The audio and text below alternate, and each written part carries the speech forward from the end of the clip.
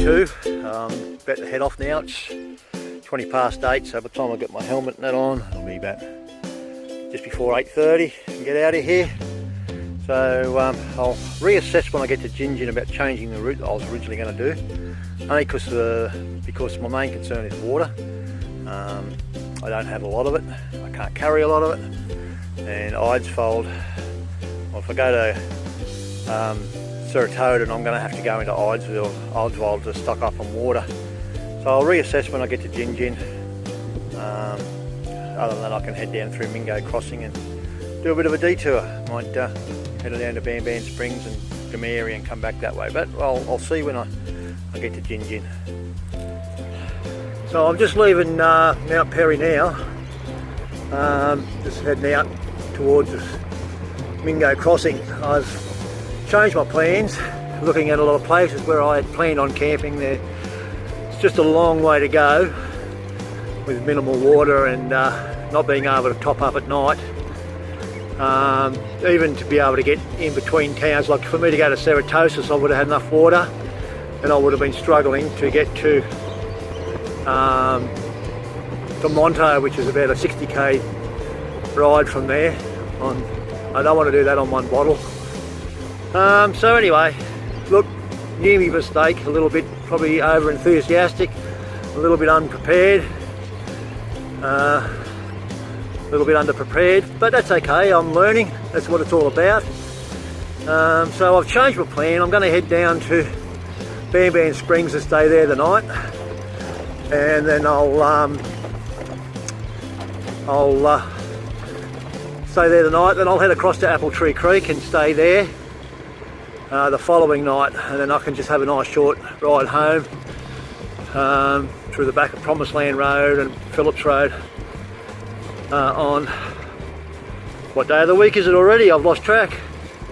But yeah, so I had planned on a 3-day trip with a 4th day just in case. So I'll get this done easy in 3 days. So I've got about another 68 k's to go before I pull up tonight, and hopefully I'll have some mobile service and be able to chat and ring my wife and whatever. But anyway, this is all learning, and yeah, it's not a failure. It's just learning as I go. I've never done this before, and it hasn't dampened my spirits. It's actually made me more excited to do it, and longer trips. And so the more I do, the more I learn, and that's the approach I take. And so sorry Sharon, but there's more coming. It is raining a little bit at the moment, not very heavy, just light drizzle. The roads are slightly wet. A little bit of a shower when I was having coffee there at Mount Perry, which I needed, I tell you. Oh, should have had 6. But anyway, I'll get to Ban Springs and hopefully I'll get the kettle on and get a coffee into me there. So yeah, but I'm having a ball.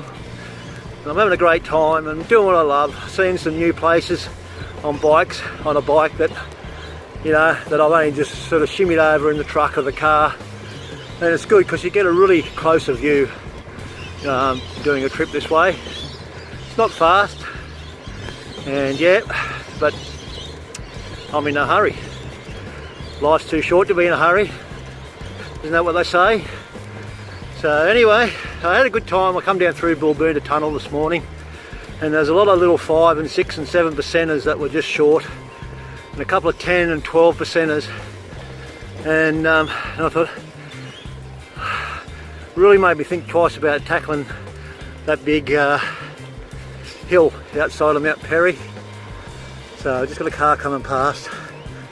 No, we haven't.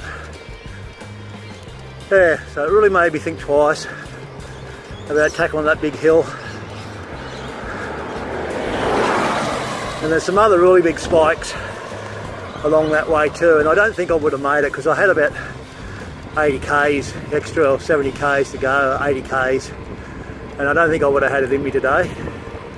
And I can only be honest. And anyway, I'll talk to you all later.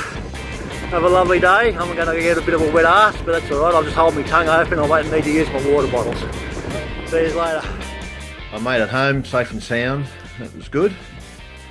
I learned a lot. There's a lot of things I need to consider when planning. But that's what all this was about. It wasn't a scenic tour. It was more of a learning curve. No, I didn't go the way that I had originally intended to plan. I think I made the wiser move. Not so much my ability, but just be on the safe side being my first. Taught me a lot, as I said, about planning, my ability too. Some of the hills and some of the climbing that I had to do on a loaded bike, I don't think anything prepares you for it until you do it. You can ride around town for a while with your bike loaded up, but I was hitting some hills that were 15%ers in some parts, and a couple of times there the front wheel was lifting off the ground because I had all the weight in the back of the bike. So look at loading. I had a couple of minor mechanical issues on day 2 between Burnstown and the Isis Highway, Burnet Highway. Just from all the changing gears, I'd say the cable from my rear derailleur stretched a little bit, and so just a bit extra movement in the shifter allowed the chain to jump over and get jammed between the cassette and the forks. And it happened again twice today on the way home after I finished my coffee at Cordalba, which the lady there said to say hi to everyone. And that's where I broke a spoke. I think that and I think there's about 3 more that need replacing. So that was it. The bike went really well, not a puncture. I got to Ban Springs and I had to tighten up a few rack bolts, which was understandable considering that road that runs through Mingo Crossing and that. There was a lot of road works, so I was ice skating a lot on that. There was rough rocky terrain there, and then you'd hit a clay section and you'd start to slide. You'd hit a sandy patch and your front wheel would start to go down in the soft stuff. Yeah, so it was all mixed stuff, but good. I learned a lot from it. I have a very sore ass and my legs are a bit weary, but that's alright. When I plan my next one, I'm planning on what I want to see, and I'm not planning on saying, okay, I'm going to do 100 k's a day. I'm planning on how much I'm going to be riding in hours a day, seeing what I want to see, and rather than trying to push myself. But I did want to see how far I could go and what sort of limits I could go to if I had to. So a few more trips are coming up. It's the first of many, as I've said quite a few times.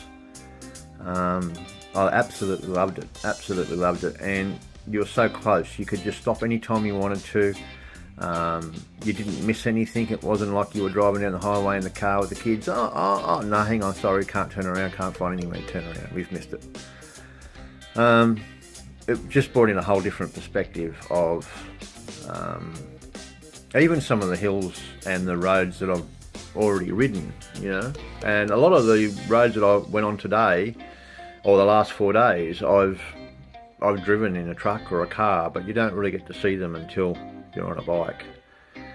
So that's it. That's a final rundown. Bike went well, except for that little issue. I survived. So I got home all right. Traffic was really good. A lot of people waved and honked their horns. There was those with caravans, need I say more, and the odd wanker and his 4 or 5 inch lifted Land Cruiser. Oh, sorry, Joel. Four-wheel drive. Just joking, mate. But other than that, most people were good. The trucks, I was just amazed at the B-doubles and that, how they would just give you room and slow down, give you a honk, and wave out the window as I went past. A lot of people driving the opposite direction coming towards me were honking the horn and waving, so very very encouraging. I got pulled up at Mingo Crossing. A guy pulled up in a Triton to see if I was anything wrong, and I said, no, I was catching a breath, and he thought it was good that I was doing it. He was into cycling, and I think he gave me a bit of a bum steer how it's nearly all bitumen to the highway now, and he forgot about 20 k's of it. But yeah, no, it's good, and people were good, people were friendly. People at Mount Perry store, everyone that stopped asked and talked about, oh, you're riding a bike all this way. But it's different, it's completely different. Like we can go on a 100k ride and we might stop somewhere for coffee and ride home. You know you've ridden that 100k's doing this, even with stopping and taking photos and whatever. Just that extra weight on the bike, and not so friendly heels for a loader bike. But I enjoyed it. Anyway guys,